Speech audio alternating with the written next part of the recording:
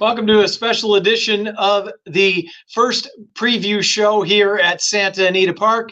Gino, big day. We had the Kentucky Oaks not long ago. Of course, the Kentucky Derby, the Run for the Roses, is tomorrow. And we're going to talk about that briefly, but we're going to try to set the stage a little bit and make some money for the Santa Anita Pick 5 tomorrow. And exciting weekend, buddy. Yeah, we'll talk Santa Anita late pick 5, races 7 through 11. We'll give some Derby thoughts. Don't forget, tomorrow, every Saturday and Sunday throughout the meet, those free pick'em contests, Chappie, pick'em.santanita.com. Totally free to enter, $500 to the winner. Every Saturday, every Sunday. If you hear us talk about it, take 2 seconds and just go get onto the website. What's great, they alert you every time you fill out one of the props. It'll let you know you've completed it, but it'll sort of remind you to keep filling the rest of them out. It locks them in every time, and they're contests that are combinations of all sports. So if you're someone who follows along and kicks back on Saturdays and Sundays and you're watching basketball and baseball and hockey and playing the races, you're going to love this because you'll have a little bit of action all over. And if you lose and you go 0 for 12, doesn't hurt you at all. You haven't lost a nickel. That's Start right back over the next day and play on again.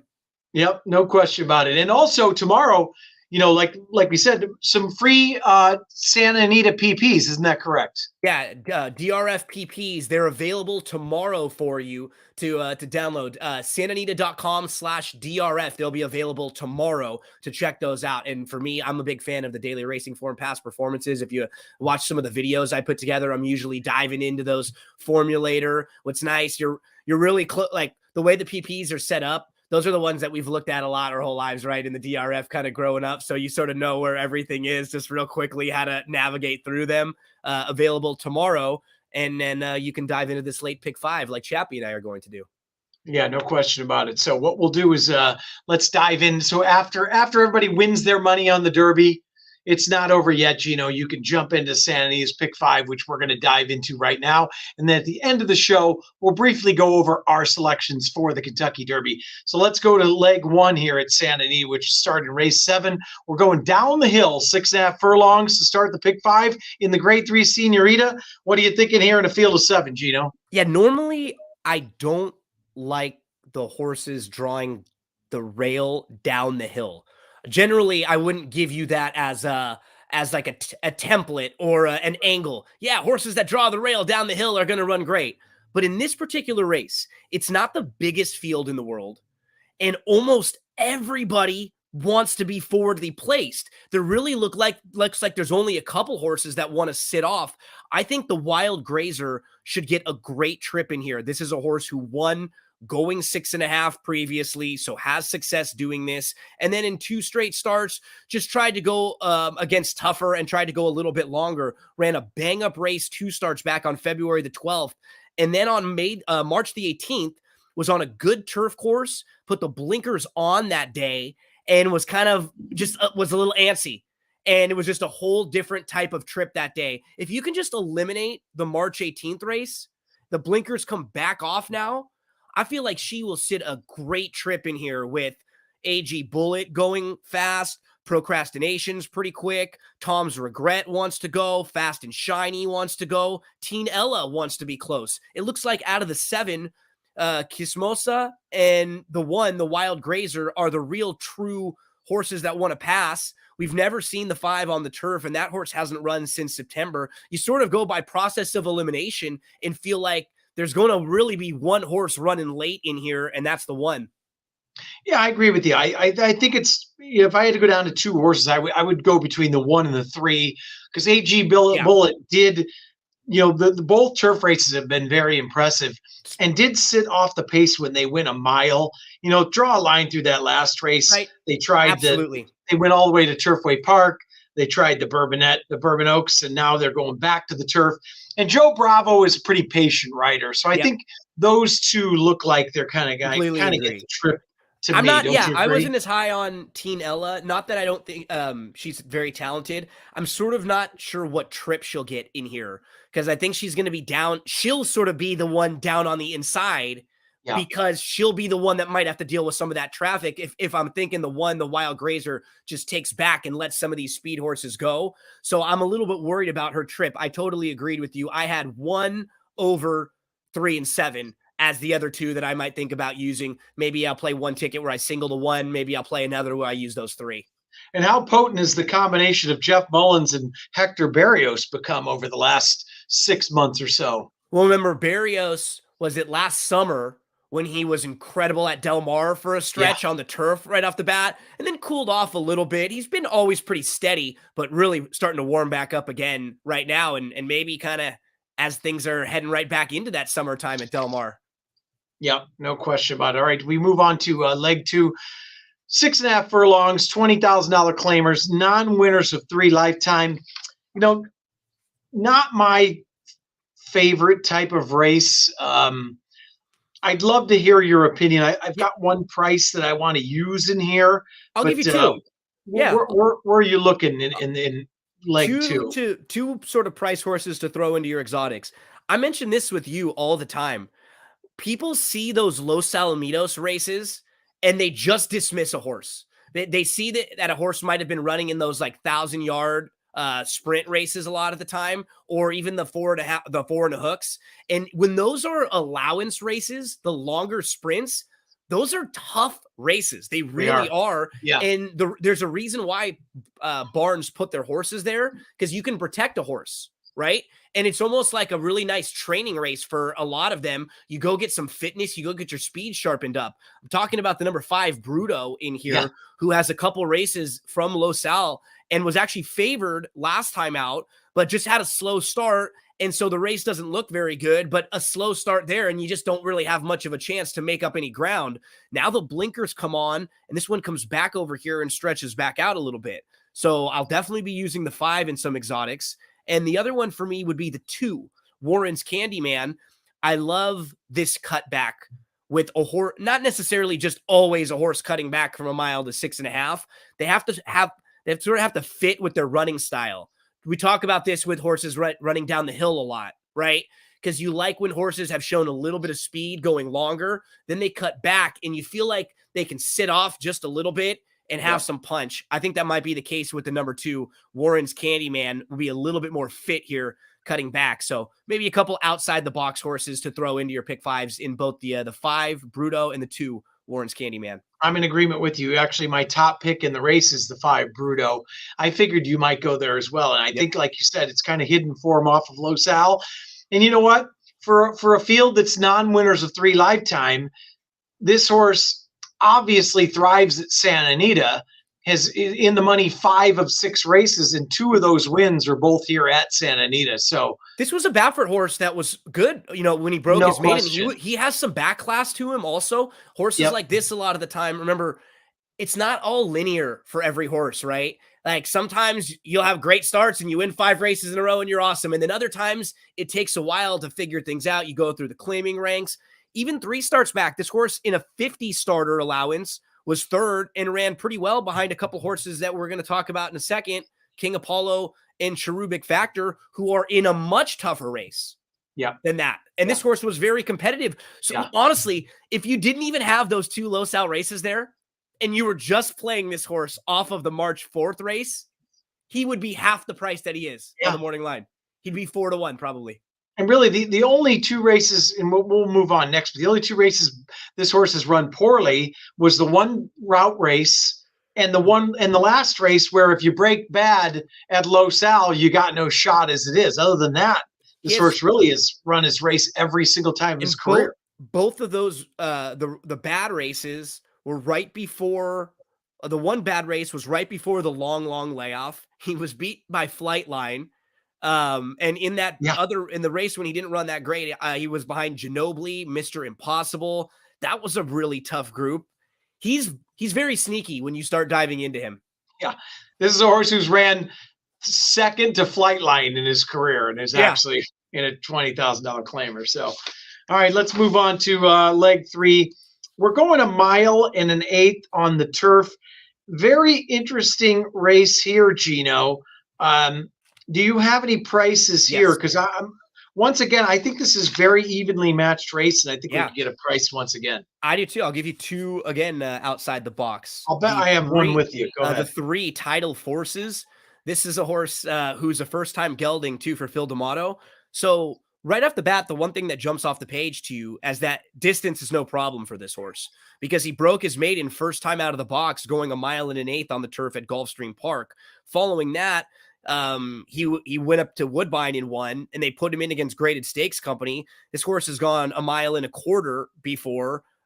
He's been very competitive at longer distances. If you dive into his last few races, he had a long layoff he came into the D'Amato barn, ran once, ran very well behind There Goes Harvard, a graded stakes winner.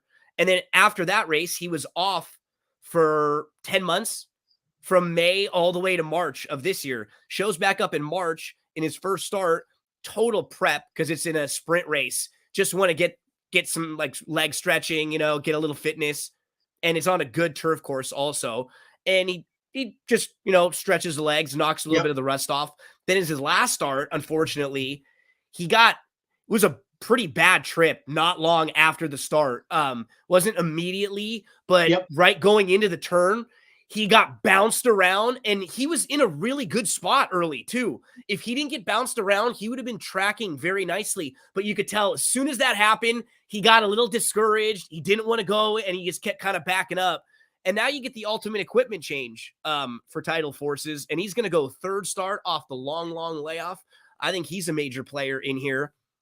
The other one is Flashiest. He doesn't win a lot. Yeah. He has not won in quite some time. But isolate those 1.125 races. His best career race came going 1.125 if you're talking about daily racing form past performances, because tomorrow a lot of you might be using these. You're going to get them for free at santanita.com/DRF. Flashiest has a 95 buyer speed figure going 1.125 miles. And when you go through the rest of this field, that like absolutely stands out. Probably wins this race for fun. Right? Yeah. I mean, even look at the 2 starts back, and we're saying he's not in the greatest of form right now. 2 starts back at 1.125 miles behind Cash Equity and Tarantino, he fires a big third that day. So these are the type of horses where, at shorter distances, he's not going to win often because he doesn't have a whole lot of speed. But in a race like this, where they're going a little bit longer and maybe 4 or 5 of these horses don't want to get the 1.125 miles, he might just keep grinding and wear some of them down. Yeah, I'm with you. And the funniest thing is that we did not talk about this before. My top pick in here is the 3 Tidal Forces as well. So back-to-back races, you and I are on the same price sources. So let's hope great minds are thinking alike and we can have a couple of prices to start off this late pick 5. All right, we move on to the third leg. We're going 7 furlongs and a starter allowance here, Gino. And I don't know about you, but I think that the 7 is a standout here, Taming the Tigress. We look at the one horse off the layoff. This horse ran a bang-up race. This horse obviously likes Santa Anita 3 for 3 out of 5 wins at Santa Anita. There's a couple other horses in here that fit. She's a girly girl, also likes this strip. Taming the Tigress, so if you go back, look who this horse has ran against the last, 5 races in a row. You're talking about this horse won, then runs second by a head to Fun to Dream, who's a terrific horse out here, then loses to Big Summer. Didn't run a good race, but that was actually on the turf.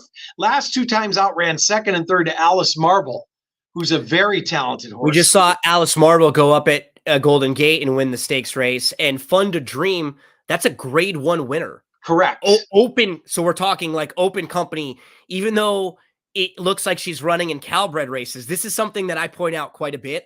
I like, and you're not going to get a great price on her, but when you can find horses who have faced really good horses in races that don't look like they're quite as good, because people will kind of glance down and say, oh, they may have been in a Calbred race, but she was facing a horse that's an open grade 1 winner in those Calbred races. Alice Marble, who is legitimately like a good horse, not just a horse that beats up on Calbreds either. So yeah, this was the one race in the sequence where I really couldn't get very creative. The 7 looks really tough.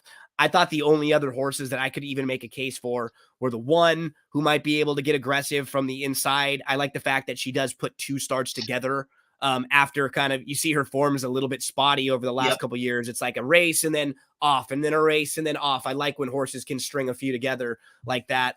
The other is the 4, who's better on the turf, but she's not that bad on the dirt. And she Yeah. just might be in pretty good form right now. I wouldn't be shocked if she transferred it over. So again, nothing too creative or outside the box for me in here, but I did agree with you. If you needed to shorten up in a spot like this, it's hard to look beyond some of that recent form for taming the Tigress. We talked about Rose Maddox, who Yeah. also went up and won a stakes recently, right? That field Right. was, that was a lot. That was a loaded group that she comes out of. Really, the last, like you said, her last 4 or 5 races are tough to knock. Right. You said stakes, right? That's the thing is people look at that, like you said, stakes rate or state breads. But when you like dig a little deeper, like you said, with those stakes winners, and Fun to Dream was a grade 1 winner. So since the Betty Grable, Fun to Dream won the grade 1 La Brea, won the grade 2 Santa Monica, and was second beaten ahead in the grade 1 Beholder Mile. And that was probably because that might be just a little farther than where Fun to Dream wants to go. Right. She lost by Amorie, who just sort of wore her down there. So like that's a Yeah. really nice horse. Yeah. I mean, we're not going to get more than what, 8 to 5 probably on that horse, but No, but you you got to know, find a spot or two to shorten up, and we found you a couple nice prices around this correct. race, so maybe this is one where you can do that. Yep. All right. Let's move on to race 11, Gino. Then we're going 6 furlongs back on the turf. What are you looking at here in race 11? Yeah, I love the 9, Forgiving Spirit. If you're a trip player, you probably like this horse if you've watched some of the recent races. Now, there were a few in a row where had sort of bad starts, but then last time it says stumbled. This horse was very quick, right after, and was forwardly placed, going down the hill, and then sort of sat off and loomed right up into contention. 6.5 is just a little bit too far Yeah. for Forgiving Spirit. You could just see the way she was running. Keep in mind the downhill even plays a little bit more than 6.5. It kind of plays more like better for the milers and for the Yep. horses cutting back than it does for the shorter sprinters. And Forgiving Spirit has some real versatility. That March 5th race, you really rarely see where it says something just like bad trip or rough trip in the running lines, because there's so much they can't even describe it. And that's kind of what happened. It was just a bad start, was squeezed back to last, and then settled and started to move up the inside and just got shut off and had to back up, and then was forced to go all the way around, was 5 wide, and really flew late to just miss second in a race that's already come back live, because the horse who won that day came right back to win their next start. Again, you start moving into the form. This horse is in pretty good form overall the last 4 or 5. Like toss the mile race again. Like I said, that's just a little bit too far. The mile and the 6.5 races, and then everything makes a lot more sense overall. You sort of get who this guy is. I think the 7's probably like the measuring stick for this race. Thornhouse, he's quick. He he's cutting back here now. He had legitimate trouble also last time out, because he's a horse who's been way closer in all of his other races. So he had to come from like 9th in a field of 11 there. I might try to just get out of this race with the 7 and the 9. I'm kind of with you there, 7 and 9. The only other two I kind of give a look to a little bit would be the 4 off the layoff for Phil D'Amato, who obviously was well meant last time out. And then Cherubic Factor ran a big race last time, and it's hard to kind of look. That horse should bounce, you would think. But Pete Urton is just, everything he's running right now is running off the screen. And it's not as if the horse, like, even bouncing off that figure back to where he was would still put him in this, right? Yeah. It's not as if because that figure is an outlier. That race that he ran last time out, it doesn't really match with a lot of his other form. But if he does regress a little bit off of that, it's probably still back into contention with a lot of these. I don't really have a problem with him, but I sort of agree with you. I probably have him like my 3rd or 4th horse in here, and I might try to take a little bit of a stand with Thornhouse and Forgiving Spirit. Yep. All right. Well, hopefully we've got some prices scattered along there, even if we single the short favorite Yeah. there in leg 4. Let's talk a little bit about the Kentucky Derby tomorrow, Gino. There was a lot of mentioning whether or not the favorite, who I'm blank on, Forte, Forte. was going to be Yep. scratched. And then this morning he was great. Yeah, He right. looked good. If you saw the video yesterday, he was jogging, kind of stumbled a little bit yesterday, which he did. And then there was a lot of course, chatter on Twitter about him. They checked him out thoroughly. He's fine. I do think that might have had some effect in the double will pays, because the horse I like, Angel of Empire, ended up being the favorite in the will pays from the Oaks Derby double. Yeah, I'm looking at the odds, the advanced odds right now, and the doubles, and you're absolutely right. Angel of Empire would pay back $53 for a dollar double. Forte would pay back $72 for a dollar double. Actually, Tapit Trice would be your second choice in the double pools with 71. So I do think you're right. I think Forte is your favorite on the morning line at 7-2, but keep in mind, we've had a lot of scratches, and we've had, a horse that was probably going to be your third or fourth choice scratch, and then in Practical Move, and then another horse was starting to get a lot of buzz, Skinner, scratch. Yeah. He was getting lots of buzz for his more recent training, perhaps a really positive jock switch for Hernandez, who's had a great year so far, maybe a little more aggressive there. You sort of felt like Skinner was going to get a bigger field for the first time, where he was going to be able to sort of sit back, get some real pace, and not, all of his races that he lost to Practical Move, he had to go way wide. Practical Move got to go right up the rail, and it was literally a tale of two trips, Yep. Yeah. So I think I heard they were actually going to call you to run off the also, because there's no more also eligibles now. Yeah. They did call, and I couldn't get a flight out. So I declined, politely. So, no problem. I have been on Angel of Empire for the last couple races, believe it or not. I did single him in the Arkansas Derby. I wasn't expecting to get so much play here. Yeah. What he's other 6-1 in the win pool right now, and he's actually your third choice in the win pool right now. Forte is 7-2. And Tapit Trice is 5-1, and Angel of Empire 6-1. Keep in mind, that's early. About what I figured, right? Those three in that order as far as favoritism.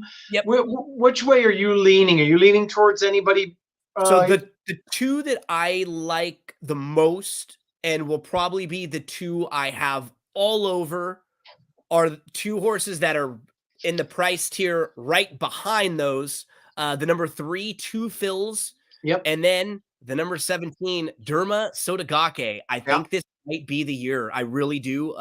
Sort of looking at this field, probably one of the least strong opinions I've had in maybe the last 10 years as far as who I liked. I really wanted to be a fan of Go Rocket Ride, and then he scratched out of the Santa Anita Derby. I wanted to kind of follow along with him, and I thought he was going to be my Derby horse this year. There were one or two others that I was trying to hitch myself to and didn't sort of pan out.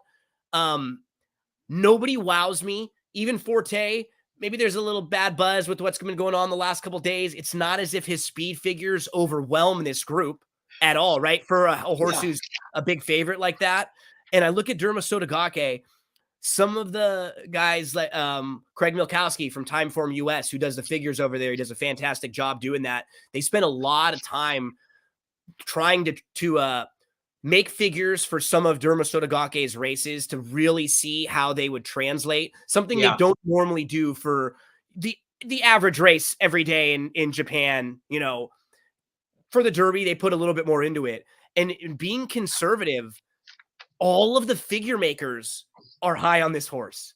Like, they think this crop might not be the strongest based on speed figures, and maybe we have a superstar here that's got a little built-in upside. And in looking at the board, I think that's sort of where, if he's the fourth or fifth choice, I think that's fair in this field. You have the few horses from the U.S.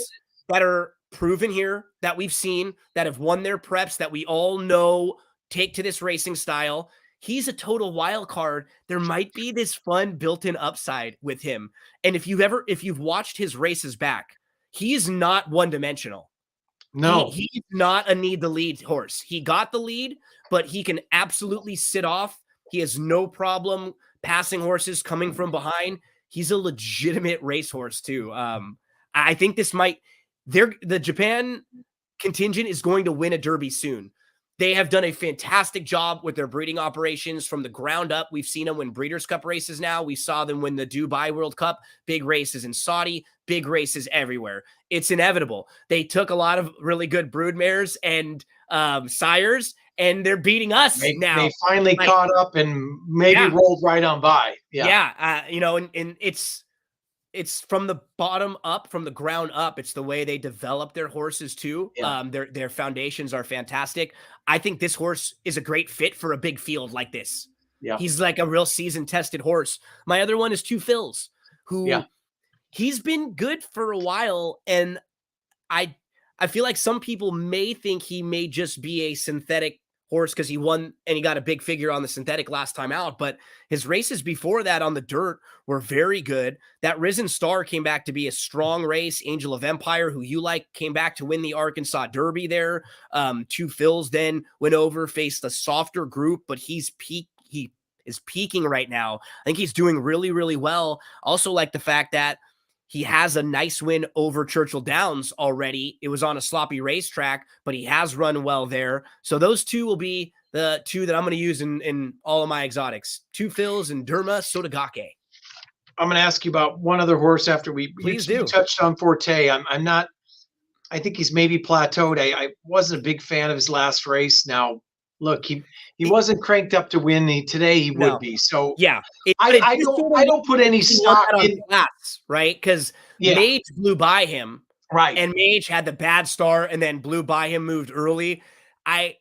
That's my own. Like, I like Mage as a horse. I'm just worried about the field of 20 with a horse like that who's kind of has some antics, right? Who could be his own worst enemy. I feel like Forte is just going to run like a really solid third or fourth, like loom up there. He's kind of in the mix at the top of the lane, but one or two horses just has a bit more upside than he maybe have already peaked, just like you said. Yeah. One horse that I know, if you listen into the Morning Line Sports Show tomorrow morning, that Seminar Skip is a big Tappet Trice fan. Now, I think this horse is very talented, beautiful looking horse. This horse, they always get way outside and go wide. Yep. Drawn inside, this horse to me is going to have to be really good because they're going to swallow him up early. And I think he's going to be way back. And you could see he grew up a lot, I think, in his last couple starts between the Tampa Bay race and the Bluegrass. But what worries me is what you said. If he's down on the inside of horses, that may not be great for him. He showed multiple gears in that race, which I wasn't sure that he had before. Yeah. He was a little bit more of like kind of a grinding type. But in the Bluegrass, he won a race that he probably shouldn't have won. Verifying got a perfect trip, got the jump on him, and Verifying probably should have won that race. But Tappet Trice still was able to kind of move to get a little closer. I think 2 or 3 times he was asked and responded really well. He's one of those horses who, if everybody showed up with their A game and ran the absolute best, he might be the best. Yeah. Right? Like if they all came and had a good trip, but just got the perfect race shape for them to show what their best race would be, he would be, I think, right at the wire with this group. Or maybe have the chance to be like freaky good if it all comes together for him. Well, the other horse that I'm going to mention real quick that you did mention for a second is if Mage breaks well. I mean, that move was incredible in start number 3 in his life.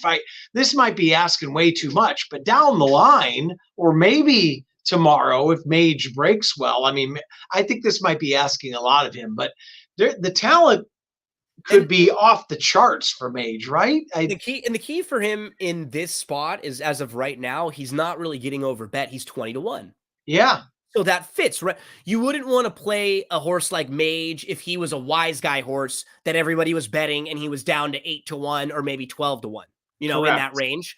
But now at the 15 to plus, well, that's built in. Like the issues that we have, that he may have be a slow starter. Well, that's why we're getting more value on him now. Yep. So the higher he floats or anything in that 15 plus range, I have no problem with him at that price. All right, last horse I'm going to ask you about what your thoughts are and what the current odds are is the also eligible that also drew in the other Japanese horse, Mandarin Hero. Yeah. I mean, look, he did nothing wrong, and he ran better than Practical Move in that race. He had a worse trip.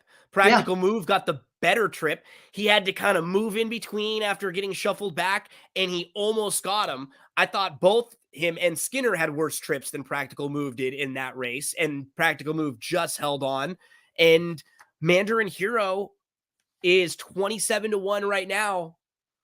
I have no problem with anyone who wants to throw him into some of their exotics, none whatsoever. Of all the also eligibles that we're going to draw in, of the three of them, he was the one that I thought if he draws in, I would include. And the betting public agrees so far, because of the three, he's 27-1.